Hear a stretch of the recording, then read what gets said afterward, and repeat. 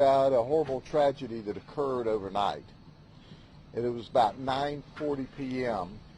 when this young man, who is our victim, named Taigur Taguri, only 17 years of age, he's reported to be a student at George Jenkins High School, drove here with a white female who was 19. And they drove here for the purpose of Taigur selling marijuana.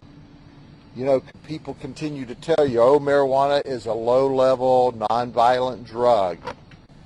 Well, let me tell you once again, y'all don't have to call me a prophet, but that low-level, non-violent drug got this 17-year-old high school kid murdered last night. And here's how it happened. When he drove up, he made the circle, and he pulled up to sell this marijuana. Immediately, several black males, they are reported to us to be in their teens to maybe early 20s, who were sitting on the picnic tables, came over to the vehicle.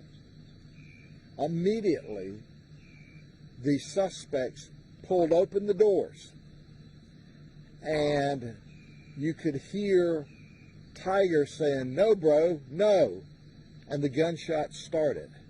There were multiple gunshots into Taigur's 2017 maroon Silverado pickup truck. At that time, he tried to leave the area. The vehicle lurched forward through the fence. You see the fence damaged here at the park, and it ran into some of the equipment. The suspects ran from the scene. This was an ambush, an absolute ambush. As far as we can tell at this point in the investigation, they didn't take any marijuana that Taigur came to sell. They ambushed and murdered this young man.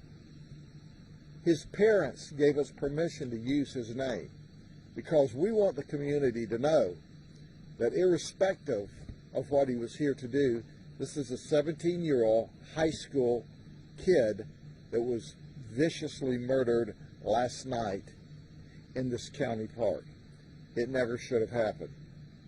We need help in order to quickly identify and apprehend the suspects. Let me talk to the suspects for just a second.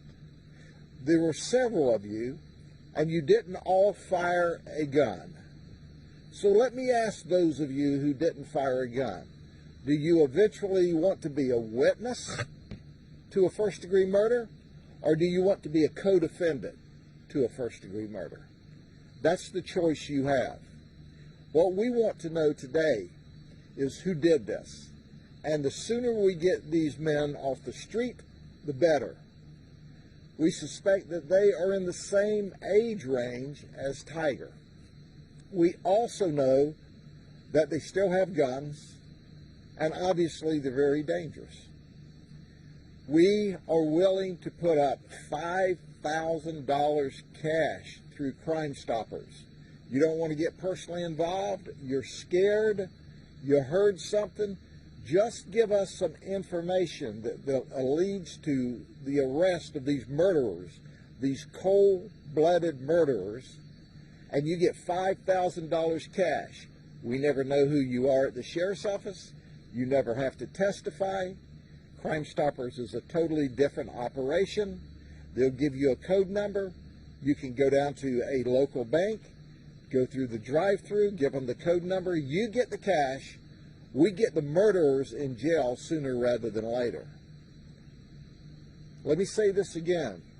We know the people that are responsible for this murder will see some of these broadcasts. All of you didn't shoot. You can be a witness, or you can be a co-defendant in a first-degree murder that will get you in prison the rest of your life. That choice is yours today. But if you run and hide and don't cooperate, you too will get a first-degree murder charge. So anyone who has any information, please send it to us as quickly as possible. Are there any other questions? You said several men were involved in this shooting. Do you have a 4 or 5? Do you have a more specific number? Several young black males. It's just described to us as their late teens, early 20s. They were sitting on the bench. They all left the bench as the vehicle arrived, ostensibly, he thought, to purchase marijuana from him. Turns out, they immediately pulled open the doors and massacred him. Shot many times. It was a horrible scene out here. We need to find out. We need to find out who it was that murdered this high school kid. Do you know what time this happened? About 9:40 last night. Is the thought that they knew each other? We are too early in the investigation to know what the relationship was, but at this point in time in the investigation, we know that he's dead. The 19-year-old female, who we can identify, is alive and well. You said you could hear the gunshots? Were they on the phone with 911? They were not on the phone with 911 at the time. We saw multiple gunshots from the scene here. We also have witnesses in the neighborhood. There's some witnesses that are working with us and giving us all the information that they can. And at the end of the day, we're going to solve this. It's whether we solve it sooner rather than later.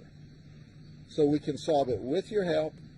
You can get the $5,000, or you can stand back and end up the suspect in attempted first-degree murder. Sheriff, in your experience, when you have something like this, that's called an ambush, I mean, this is kind of next-level crime here. This isn't, it doesn't sound like it's a crime of passion type of thing. How often do these types of suspects end up being connected to other violent crimes once you get them in? Usually more often than not. But what's strange about it, this is a very quiet community. This is a wonderful community. It's safe. It's secure.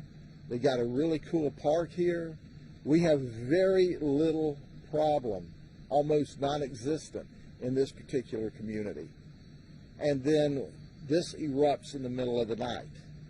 So that's why we know someone in this community can help us. They can make $5 grand. They saw someone run from the scene. They saw a vehicle leave the scene.